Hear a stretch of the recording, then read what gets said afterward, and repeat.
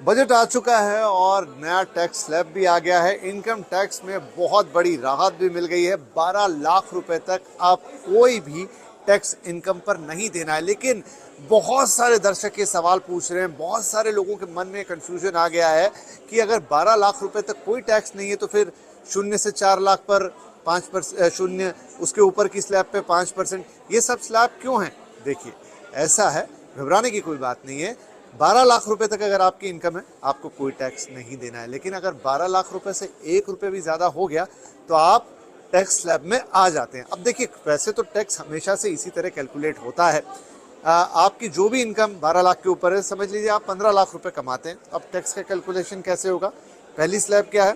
0 से 4 लाख, वहाँ पर नील टैक्स, तो आपके 4 लाख रुपए शुरू के फ्री हो गए। उसके बाद अगली है 4 से 8 लाख रुपए पे 5%, तो अगले आपके जो 4 लाख होंगे उन पे 5% टैक्स लगेगा। उसके बाद 8 से 12 लाख, यानी उसके बाद के जो 4 लाख होंगे उस पर 10% के हिसाब से टैक्स लगेगा।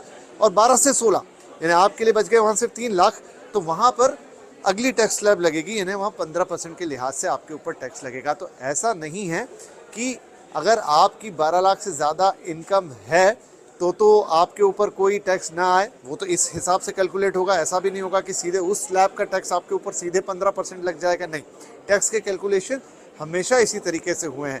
लेकिन हाँ, अगर आपकी इनकम 12 लाख या उससे कम है, आपको कोई टैक्स नहीं देना है। ये टैक्स स्लैब सिर्फ उन्हीं लोगों के लिए है जिनकी इनकम 12 लाख से ऊपर चली जाती है। और जैसा मैंने कहा, हमेशा से टैक्स इसी तरह कैलकुलेट होता आया है।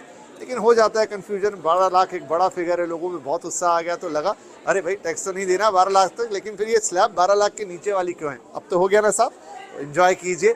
12 लाख तक अब कोई टैक्स नहीं देना है।